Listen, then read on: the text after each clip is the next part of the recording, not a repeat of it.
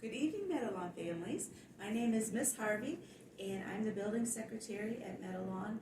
I am so excited to share a couple of chapters of our One School, One Book selection, Fish in a Tree, with you tonight. I'm going to be reading chapters 34 through 36, and I hope that you read it along with me. This chapter, 34, is called Birth of a Star. Keisha, Albert, and I walked to Albert's after school. Keisha and I asked if we could come over and see his house, and he shrugged and said, okay. The whole time my hand is in my pocket holding on to that piece of paper. Possible. Albert's house is big, but dark and dusty when we enter. There are piles of things everywhere. Not papers like our house. I mean, piles of things with tubes and wires, things I don't recognize. His mom greets us. Hey, Albert, you have guests? Her tone tells me that this never happens. Yes, I do. These are my friends, Keisha Almond and Allie Nickerson. Allie and Keisha, this is my mother, Audrey DuBois, he says, waving at each of us, and she comes over and shakes our hands. Can I get you anything to eat? She asks, sounding nervous. Albert pauses.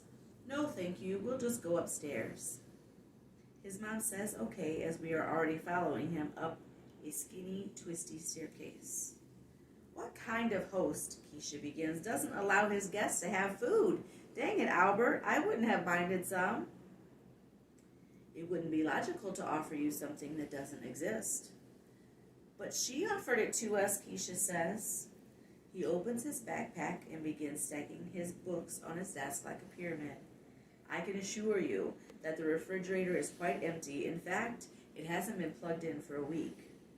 Oh, Keisha says, her voice getting quiet. I'm sorry, Albert, I really am. Now I know why his mom's voice sounded funny when she offered, and why he eats so much at school. Yeah, me too, I add. He turns, surprised. Why? Keisha scrunches up her face, the look she gets when she really can't figure him out. Well, I say, because you don't have food or a refrigerator. It must be terrible to be hungry and not be able to eat. And it's probably embarrassing for you. Maybe, I think it would be, I guess. He tilts his head. Filling the refrigerator does not fall within the parameters of my responsibilities. Therefore, the lack of food therein would have no reflection upon me whatsoever. We are silenced. I don't know about Keisha, but I couldn't answer that for $1 million. From the looks of her, I don't think she can either. I finally lift my gaze from his face to look around the room. Just a bed, a desk, and an empty trash can. The carpet and his blankets are all dark green, but his walls have colorful posters, all science-related. There is one I like the most, a picture of outer space, but with every color you can think of, all swirled together with an orange glow off to the side. It's beautiful, I point at it. Albert, what is that? That is the birth of a star. The single most important thing that can happen in space. Well, the single most positive thing, anyway. It's beautiful, I say. He stares at it. Indeed, it is, he says, sitting down at his desk. Keisha laughs. You're going to be a star one day, Albert. You'll do something amazing. I don't like... He shifts in his seat. I don't wish to be in the limelight. Limelight, I ask? I don't like a lot of attention. Well, you better get used to it, Albert, Keisha says, because there is no way on God's green earth that you won't have boatloads of it when you go out and cure cancer or discover another planet or something. That's my hope. I want to change the world, do something good. And then, all of a sudden, I feel sad as Keisha goes on about how famous Albert will be, how he'll be written about in history books and stuff. Hey, Keisha says, poking me, why so serious over here? I'm thinking about the things Albert and Keisha will do and how I can't even read. I can't tell them that, though, so I try to sound happier. I'm not that serious. Oh, yes, you are. Dead serious. You need to smile. I am smiling, I say. Well, someone better tell your face about it. I hesitate. Can I tell you both a secret? I ask, reaching into my pocket to touch my possible paper that I've carried since I got it. Yeah, of course. And you won't tell anyone? Yes. Now, what's the secret? We won't tell anyone because that's what the definition of secret is. Albert is quiet, but his head is tilted to the side. I have never really told anyone this, but I have a lot of trouble in school with reading and writing and, well, everything but math and art. Keisha laughs. That is not a secret. And then I feel terrible, and I feel my eyes beginning to sting. I start walking away, but she pulls my sleeve and pulls me back. Albert looks upset. No, that's not what I mean. I mean that we know that, but it doesn't matter to us. However, Albert says, I do wish it was easier for you. We will not share your secret. Mr. Daniels says I have something called dyslexia, which makes it hard to read letters. That's why I've been staying after school, so he can help me. Keisha is wide-eyed. Extra school? After school? That's terrible. I mean, terrible. I want to tell her I'd spend the night at school hanging upside down in the closet if I could just read. I don't mind. He's nice to help me. And will help you, Albert says.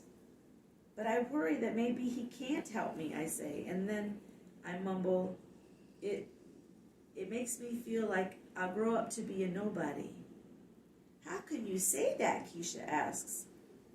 Well, you'll probably have some big successful baking company, and Albert will do whatever in the world Albert will do, and I'm just hoping to read a menu in a restaurant. Keisha steps up and puts her arm around my shoulders.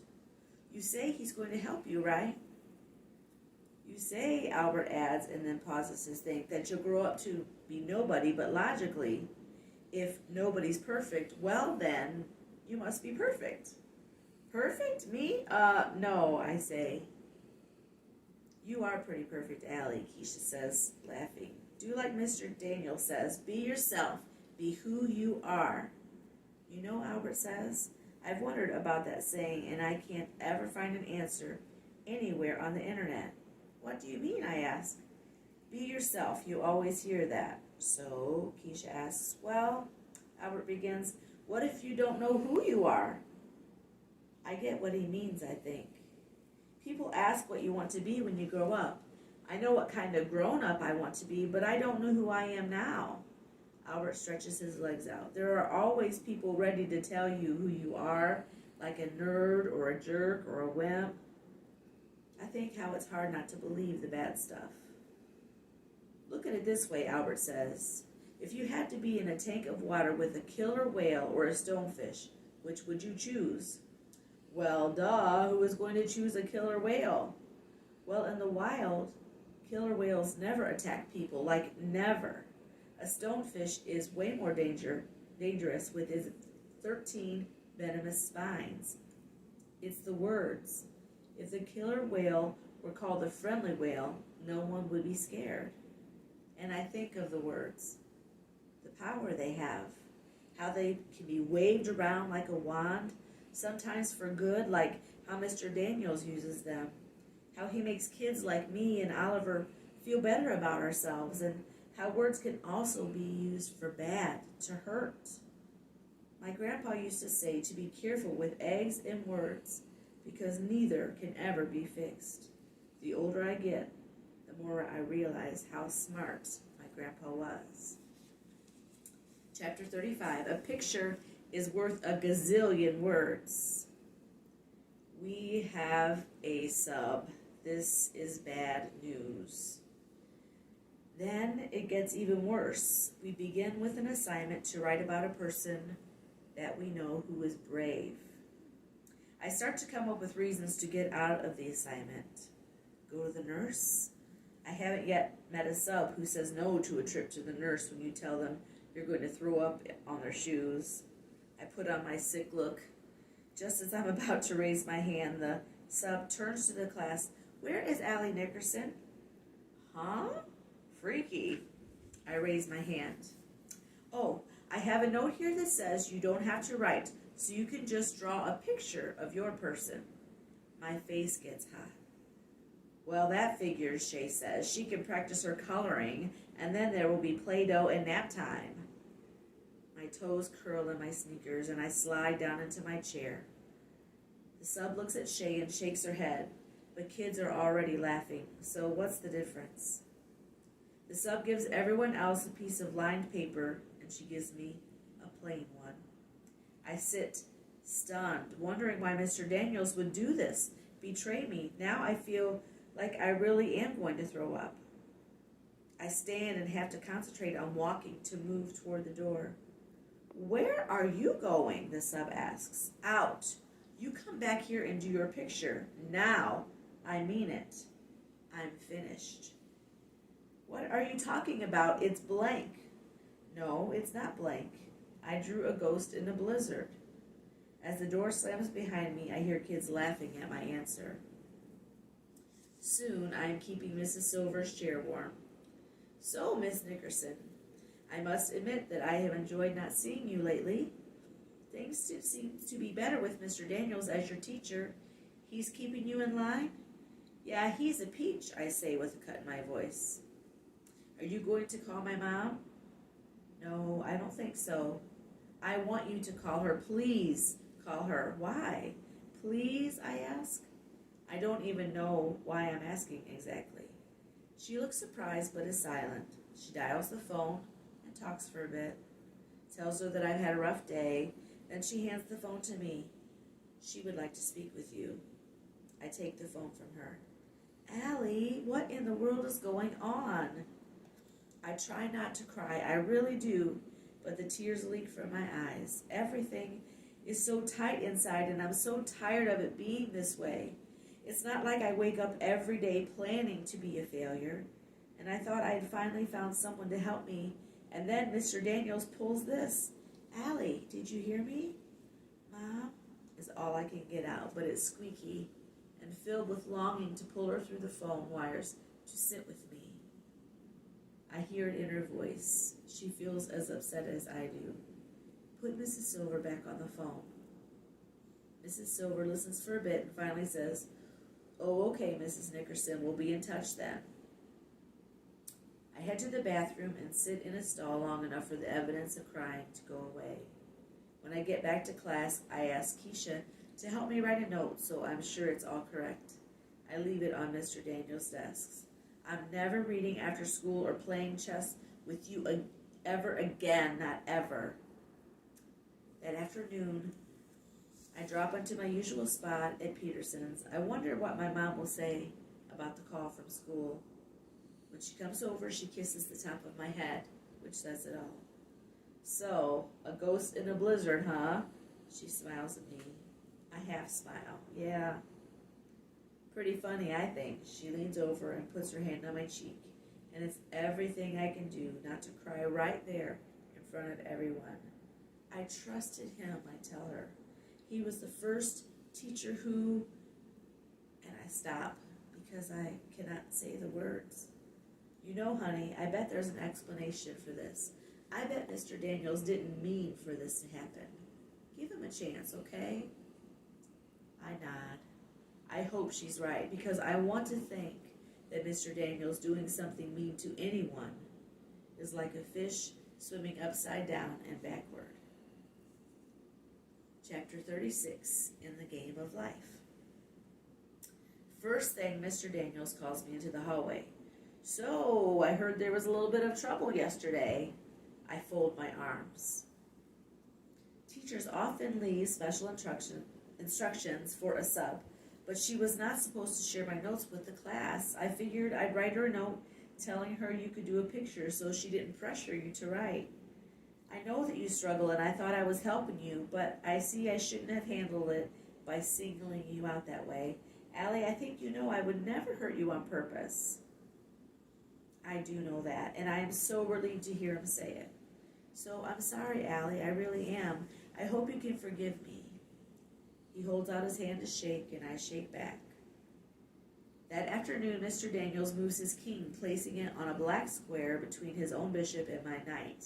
And I see the three of us, Albert, Keisha, and me, with Keisha as a bishop, tall and powerful, and able to move across the entire board on her in one move.